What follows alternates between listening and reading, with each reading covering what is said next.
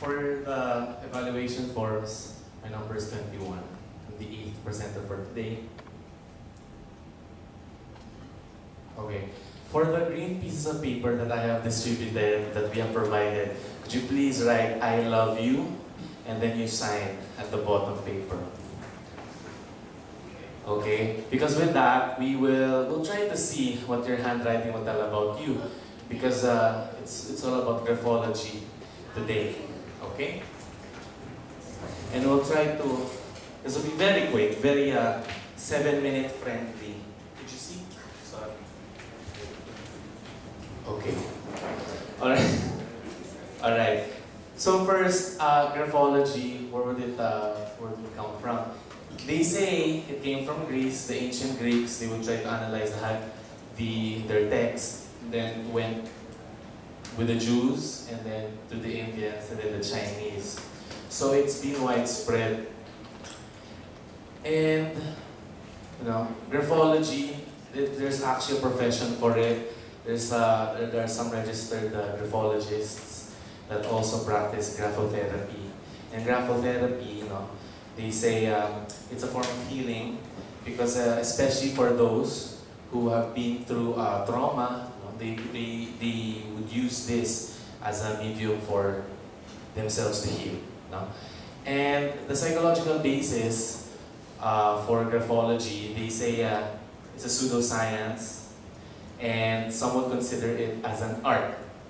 Modules are available for graphology. In the Philippines, we do have an institution that studies graphology. It's Hand Map Philippines.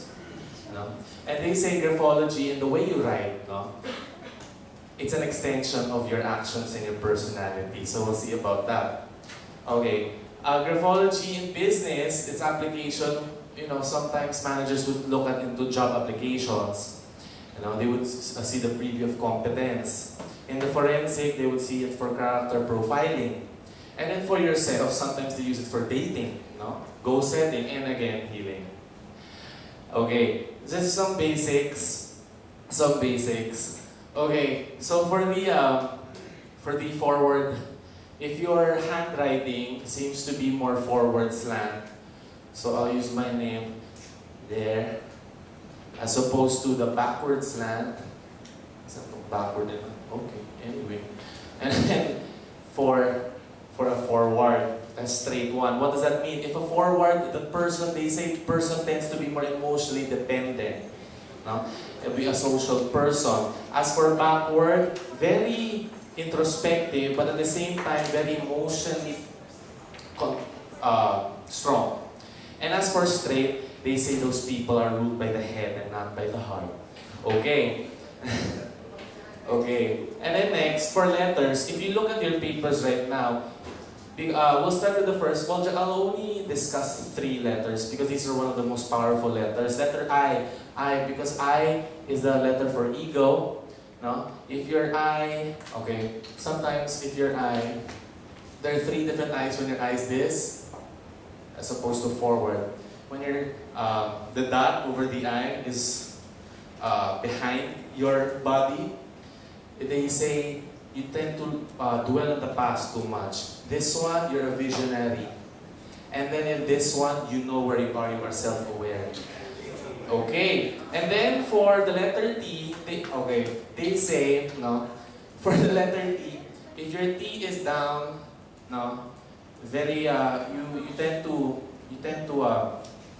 regard yourself low. But if you strike your T higher, then you have more power. It's a leadership quality. And then for the letter O, this is very crucial. Because if you have a friend that writes an O like this, as opposed to a closed O, this is a dishonest person, this is a truthful person. Oh my God! Okay? And we'll get to that later.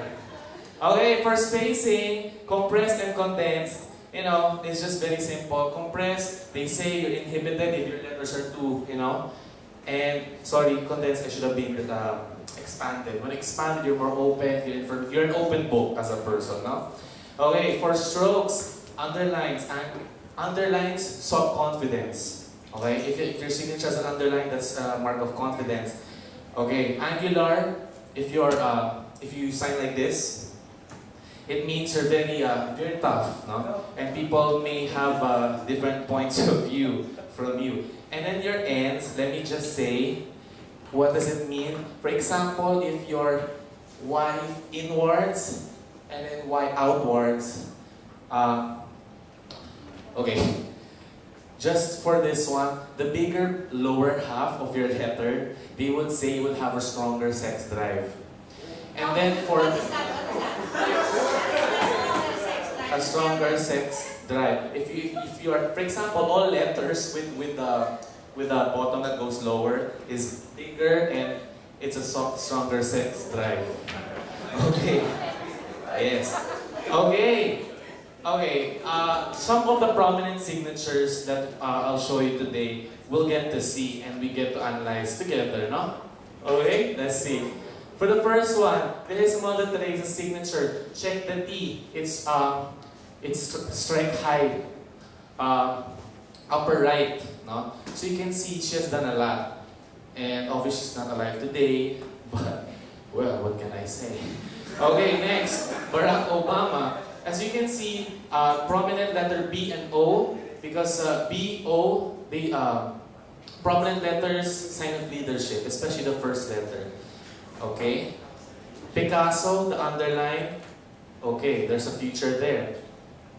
Mahatma Gandhi, if you check the letter I, it's towards the right, visionary.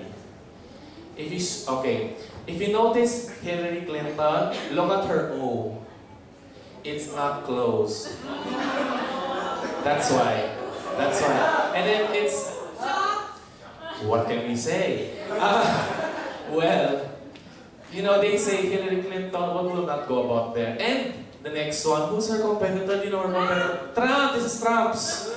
Very angular, there's this point of view that he wants to impose on people. And, of course, in the Philippine setting, Rodrigo Duterte, look at his T, very straightforward. But then again, look at the way he writes. His hand is shaking. That is why people think, is his mind really healthy, capable? Because look how he writes. It's already, you can tell that his hand is shaking. But then again, well. We're almost there. 7 minutes already. Correct. Okay. But then again, what we can do with this is an integration in life. Because sometimes, you don't have to have this type of study or procedure just to understand people. Sometimes you have to open your eyes, open your heart. Because what other way can we understand people but to listen to them? Yes. Thank you very much, everybody.